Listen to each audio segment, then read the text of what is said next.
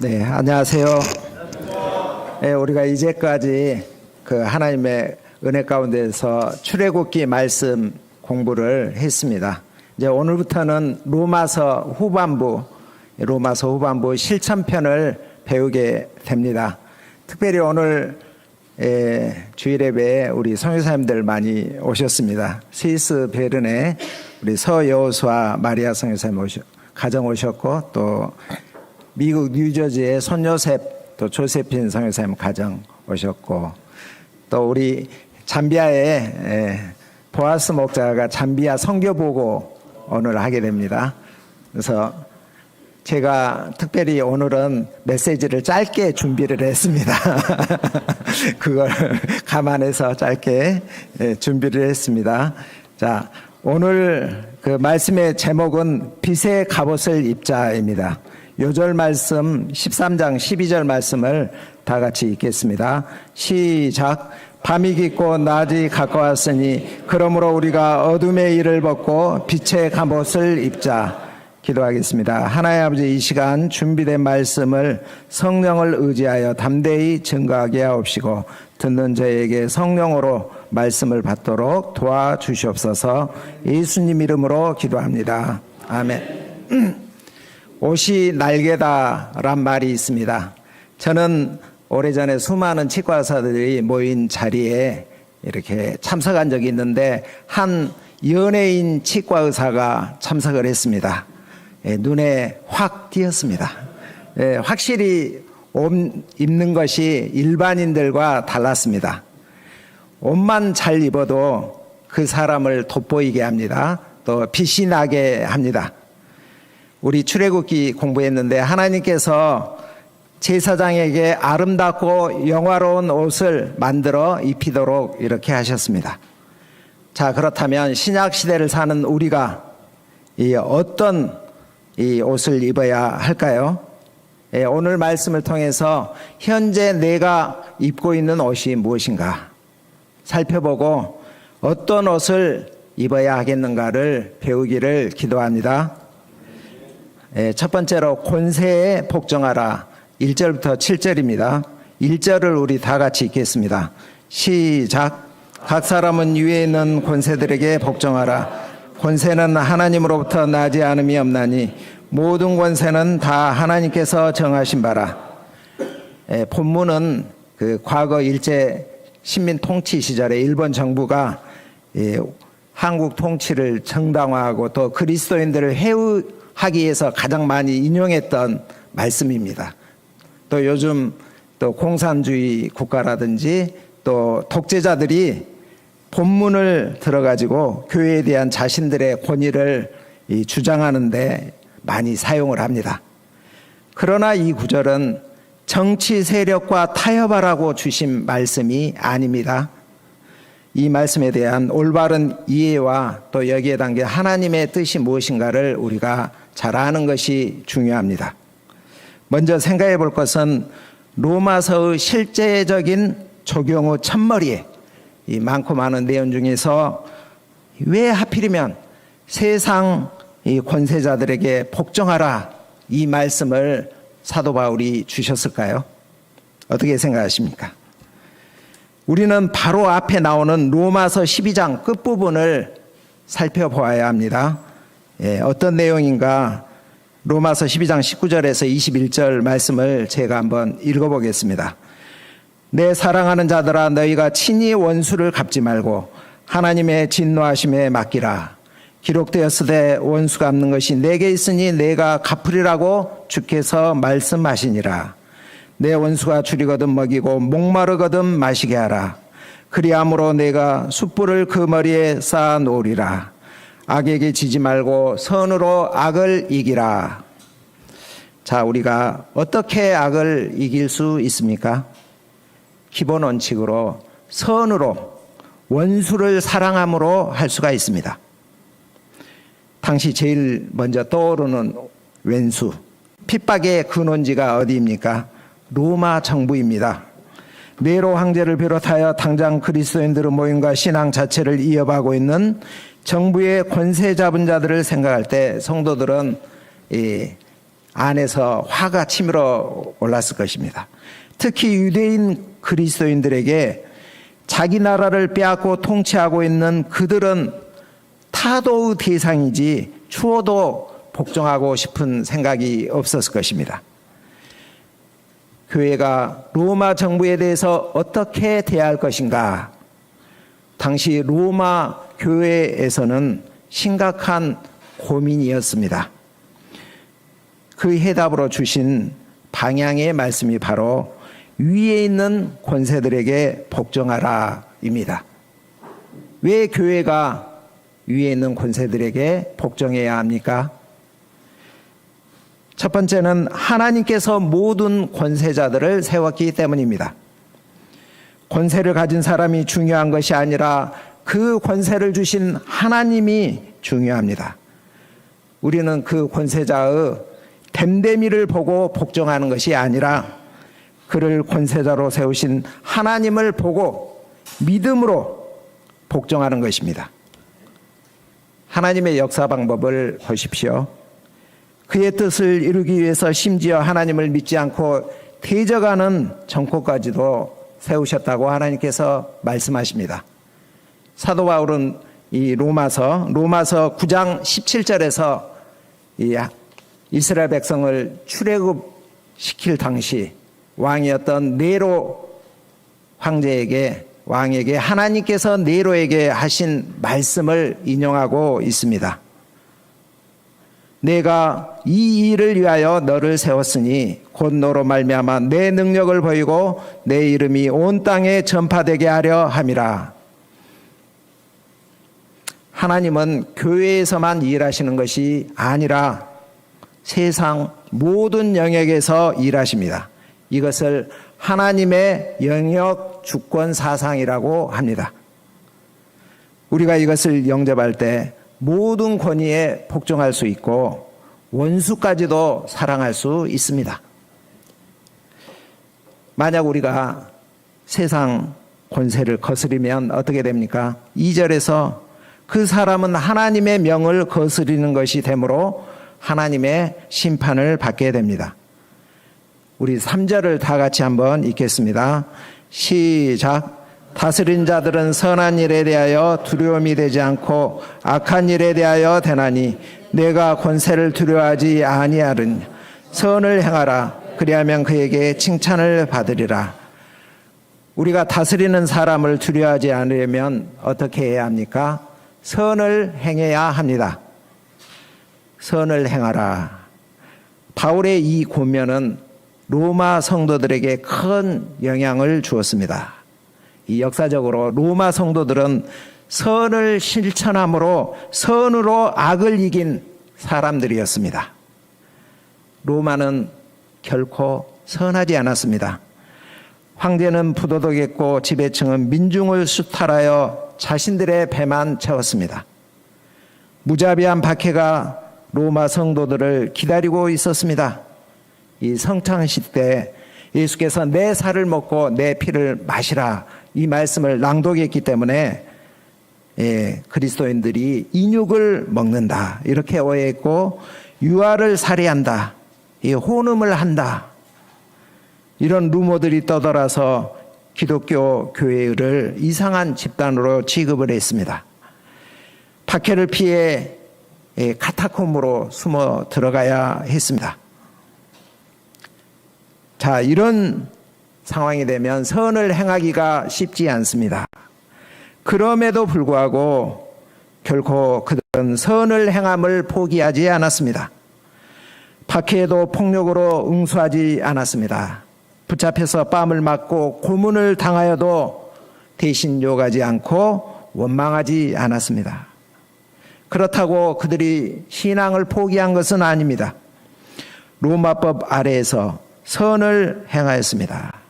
그들은 누구도 돌보지 않는 버려진 갓난 여자 아기들, 장애 아기들을 데려다가 키웠습니다. 그들의 경제 형편이 좋았겠습니까? 그럴 여력이 없었음에도 선을 행하고자 이렇게 했습니다. 이렇게 로마 교회는 선을 행하여 250여 년 이상을 참고 인내했습니다. 그리고 마침내 신앙의 자유를 얻었습니다. 선으로 악을 이긴 것입니다. 자, 오늘 우리가 살아가는 이 시대는 어떻습니까? 그리스도인으로서 살아가기가 점차 힘들어지고 있습니다. 그럼에도 우리가 계속해서 할 일이 무엇입니까? 선을 행하는 것입니다. 때가 되면 반드시 세상으로부터 칭찬을 받을 것이며 하나님의 영광의 빛을 세상 가운데 나타나게 될 것을 믿습니다. 자, 4절을 한번 다 같이 읽겠습니다. 4절 시작. 그는 하나님의 사자 되어 내가 선을 베푸는 자니라. 그러나 내가 악을 행하거든 두려워하라. 그가 공연히 칼을 가지지 아니하였으니 곧 하나님의 사역자가 되어 악을 행하는 자에게 진노하심을 따라 보응하는 자니라. 하나님께서 세상 지도자들을 세우신 목적은 선인을 보호하고 악인들을 벌하려는 데 있습니다. 세상 지도자들은 본인이 알든 모르든 하나님의 사역자가 되어서 권성징악의 역할을 하고 있습니다. 그러므로 교회는 권세자들에게 어떻게 해야 하는가? 이 5절을 다 같이 읽겠습니다. 시작. 그러므로 복종하지 아니할 수 없으니 진노 때문에 할 것이 아니라 양심을 따라 할 것이라. 교회는 그들이 가진 힘 때문이 아니라 양심을 따라 복종해야 합니다. 여기서 양심을 따라 이 말은 신앙의 본질과 비본질을 나누어서 생각하라는 뜻입니다. 국가가 힘으로 교회를 억압하고 신앙을 부인하도록 한다면 우리는 양심을 따라 거부해야 합니다. 사도행전 4장에 보면 유대 공회 지도자들이 사도들에게 예수의 이름으로 말하지도 가르치지도 말라고 이렇게 협박을 했습니다. 그때 사도들이 어떻게 합니까? 하나님의 앞에서 너희의 말을 듣는 것이 옳은가? 하나님의 말을 듣는 것이 옳은가? 판단하라고 했고 우리는 보고 들은 것을 말하지 아니할 수 없다고 했습니다. 사도 바울도 나도 이것을 인하여 하나님과 사람 앞에서 항상 양심의 거리낌이 없기를 힘쓰노라고 했습니다. 로마 성도들은 로마 황제가 신앙을 부인하도록 한 일에 대해서 복종하지 않았습니다. 오히려 저항했습니다. 순교했습니다. 하지만 비본질적인 것, 일반적인 요구에는 적극적으로 순종했습니다. 세상 사람들보다 더 열심히 협조했습니다. 그렇다면 구체적으로 무슨 일에 순종해야 합니까? 우리 6절을 다 같이 한번 읽겠습니다. 시작. 너희가 조세를 바치는 것도 이로 말미암음이라. 그들이 하나님이 일꾼이 되어 바로 이 일에 항상 힘쓰니라. 세금을 잘 내는 것입니다. 이는 위에 있는 권세자들에게 복종한다는 가장 중요한 표현이라고 할 수가 있습니다. 예수님도 일찍이 그 바리새인과의 납세 문제로 논쟁을 벌일 때 뭐라고 했습니까? 가이사의 것은 가이사에게, 하나님의 것은 하나님께 바치라고 했습니다. 지난 주일에 우리 그 언약 신학 특강을 들었죠. 하나님과 이스라엘 백성, 언약 백성 사이에, 하나님과 언약 백성 사이에 언약이나 고대 종주권 언약에서 이 언약 관계를 유지하게끔 하는 첫 번째 원리가 무엇이었습니까? 이 조공을 바치는 것, 세를 바치는 것이었습니다. 세를 납부한다는 것은 통치자와 피통치자와의 관계를 이어주는 가장 중요한 매개체로서 언약 관계를 지키겠다는 공식적인 표현입니다. 그러므로 다스림을 받는 자는 반드시 세금을 납부해야 합니다.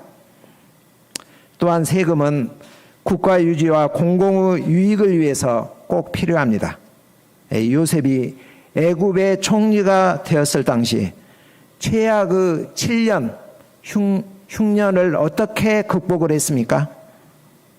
7년의 풍년 기간 동안에 애굽 백성들이 세금을 성실히 납부했기 때문이 아닙니까? 그것을 모아두었다가 흉년 기간에 애굽도 구하고 인근 지역까지 구제할 수 있었습니다.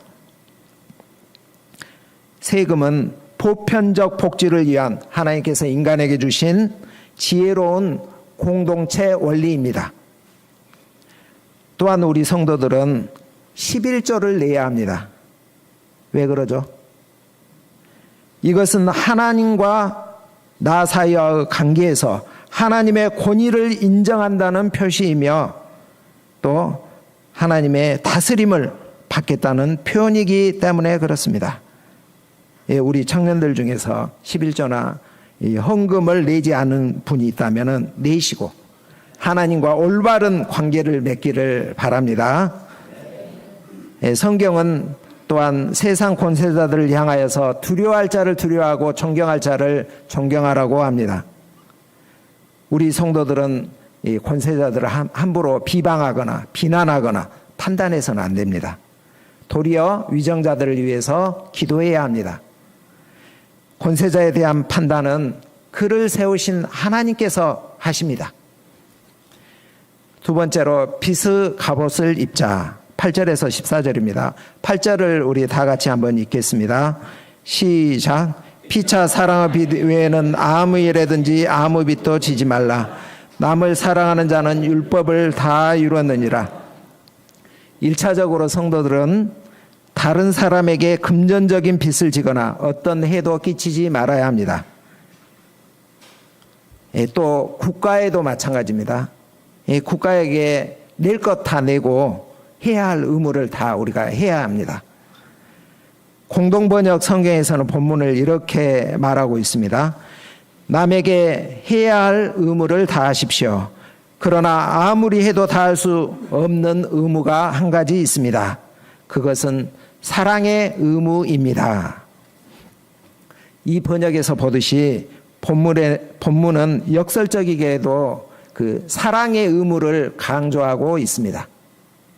사랑은 아무리 갚아도 항상 남아있는 빚과 같습니다. 그러므로 서로 끊임없이 사랑해야 합니다. 사랑할 때 율법을 다 이룬 것이 됩니다. 율법이 무엇인가? 9절에 나와 있습니다. 같이 한번 읽어보죠. 시작. 간음하지 말라, 살인하지 말라.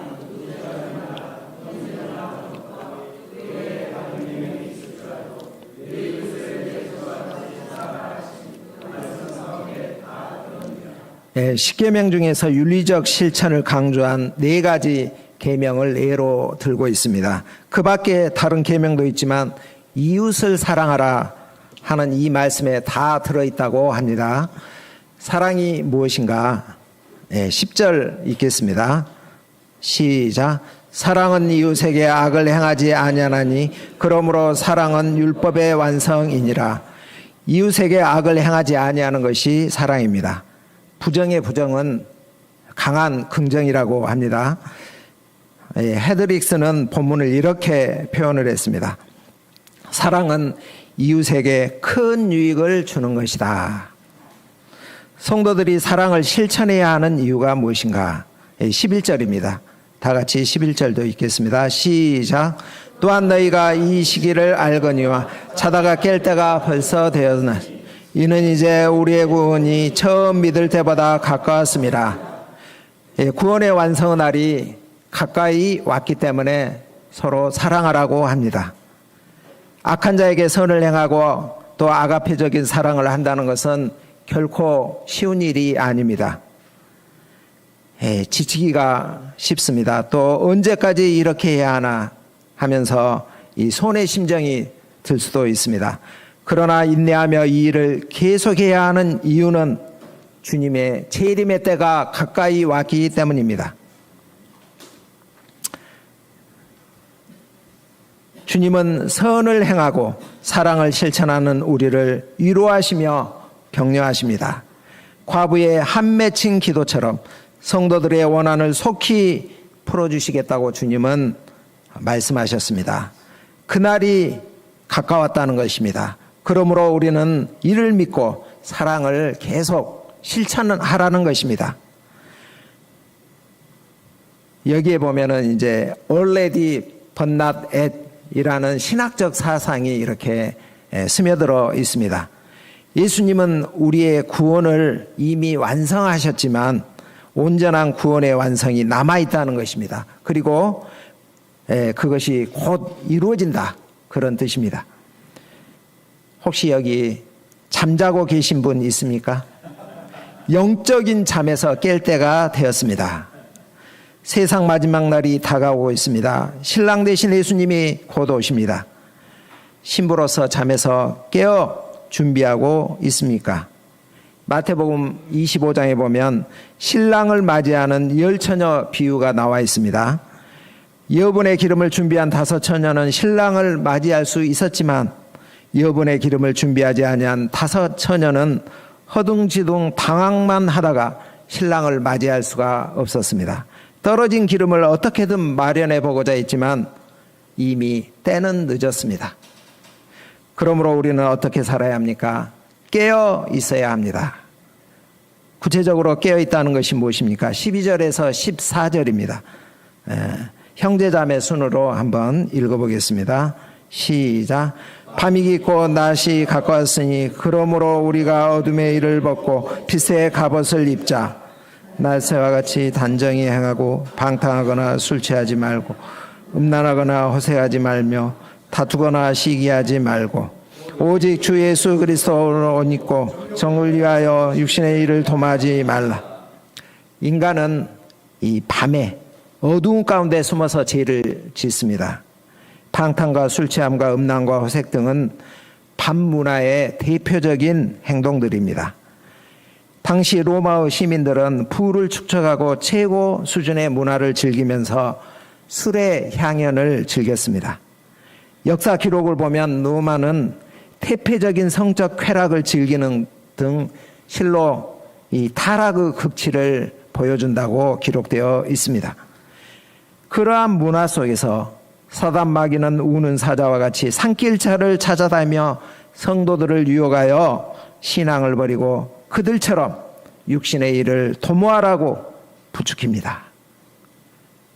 영적인 순수성을 지키느라고 남 섬기느라 참 고생이 많네요. 세상에 재미있는 일이 얼마나 많은데 너도 한번 해봐. 딱 한 번만 즐겨봐. 속삭입니다. 우리는 어떻게 해야 합니까? 어둠의 일을 벗어버려야 합니다. 이제까지 그랬을지라도 회개하고 돌이켜야 합니다. 대낮의 밝은 빛 가운데로 나와야 합니다. 사람이 밝은 빛 가운데 있으면 자신의 욕심을 억제하며 단정한 옷과 마음가짐을 갖게 됩니다. 우리가 그럼 입어야 할 옷이 무엇입니까? 예수 그리스도의 옷입니다. 인간에게는 선을 행할 의지도 능력도 없습니다. 오직 예수 그리스도 옷을 입을 때에만 빛의 자녀가 됩니다. 빛의 열매, 성령의 열매를 맺을 수가 있습니다. 그리스도 옷은 또한 빛의 갑옷입니다. 우리는 악한 영들과 싸우고 있는 그리스도의 군사입니다. 현재 전투 중에 있습니다. 진리와 믿음과 말씀으로 완전 무장한 전신 갑주를 입어야 합니다.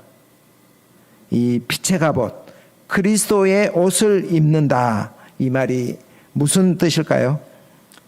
여기 나오는 말씀으로 변화된 이 대표적인 인물이 있는데 혹시 누군지 아세요? 어거스틴이죠. 자, 어거스틴이 쓴 고백론, 그것을 한번 살펴보겠습니다. 어거스틴은 어린 시절 마니교에 빠졌습니다. 이 마니교는 영은 선하고 육은 악하다는 이원론적 그 사고에 뿌리를 두고 있습니다. 그는 이 이원론에 기초해서 이 방탕한 삶을 살았고 자기의 방탕한 삶을 합리화했지만 마음은 항상 갈등했습니다. 후에 그가 쓴 고백록에 이렇게 고백하고 있습니다. 나는 속으로 지금 당장 내 안에 정욕을 끊어야지. 지금이야말로 끊어버릴 테야. 소리쳤습니다. 하지만 죄악의 뿌리를 뽑지 못하고 일자리를 숨가쁘게 지키려고 하는 내 자신을 본다. 고통은 극에 달했다. 영혼 깊숙이 숨겨져 있는 인생의 비참함이 내 눈앞에서 그대로 드러났다. 강한 폭풍이 영혼을 흔들더니 눈물이 폭우처럼 쏟아지기 시작했다. 그때 갑자기 이웃집에서 한 음성이 들려왔다. 집어들고 읽어라. 집어들고 읽어라.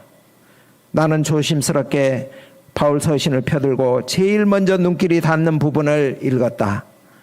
낮에와 같이 단정히 행하고 방탕하거나 술 취하지 말고 음란하거나 호색하지 말며 다투거나 시기하지 말고 오직 주 예수 그리스도로 옷 입고 정욕을 위하여 육신의 일을 도모하지 말라. 나는 더 읽지 않았다. 더 읽을 필요가 없었다. 이 말씀이 확신의 빛으로 내 마음을 비춰서 내 안에 있는 모든 어두움을 물리쳐 주었기 때문이다. 어거스틴은 마침내 그리스도로 옷을 입었습니다. 그리고 육신과 싸워서 이겼습니다. 그는 탕자에서 성자로 거듭났습니다. 자, 그리스도 옷, 빛의 갑옷을 입는다는 것이 무엇입니까? 예수 그리스도를 내 삶의 주인으로 삼고 그분의 다스림을 받는 것입니다. 또한 그분의 인격과 삶을 배우고 본받는 것을 말합니다.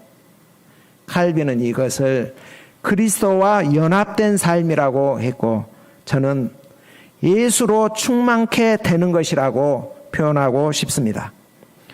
이럴 때 우리는 정욕을 위하여 육체의 욕심을 추구하지 않게 됩니다. 여러분은 현재 그리스도 옷, 빛의 갑옷을 입고 있습니까?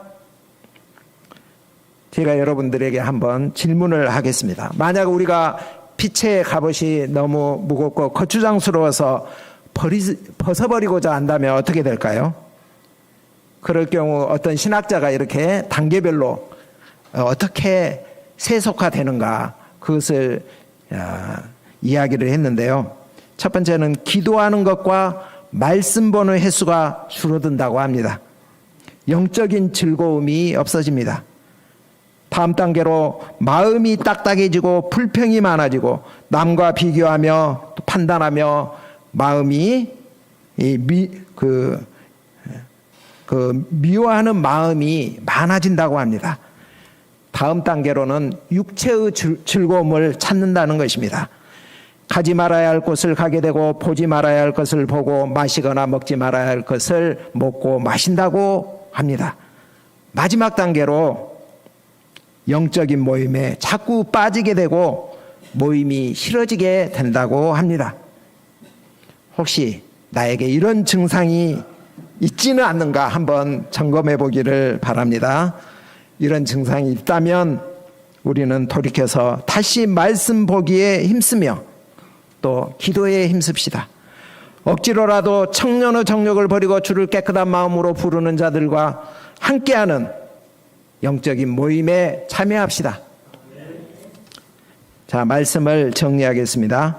하나님은 우리를 왕같은 제사장으로 부르셨습니다. 우리 성도는 마치 바다를 항해하는 배와 같습니다. 배는 물이 있어야 항해를 할 수가 있죠. 그러나 물이 배 안으로 들어오면 안 됩니다. 경계를 둬야 합니다. 마찬가지로 교회도 세상에 있어야 합니다. 하지만 세상이 교회 안으로 들어오면 안 됩니다. 우리가 세상 속에서 입어야 할 옷은 빛의 갑옷, 그리스도의 옷입니다. 우리가 빛의 자녀의 정체성을 지키면서도 세상에서 하나님의 영광의 빛을 나타내는 축복된 삶을 사는 저와 여러분이 되기를 기도합니다. 기도하겠습니다. 하나님 아버지, 감사합니다. 우리가 세상 속에서 어떻게 살아야 하는지 방향 주신 것을 감사합니다. 빛의 갑옷 그리스도 옷을 입고 나의 정욕을 위하여 살지 않고 선을 행하고 사랑을 실천하는 빛의 자녀로 살아 하나님의 영광을 드러내는 삶을 살도록 축복하여 주시옵소서. 예수님 이름으로 기도합니다. 아멘.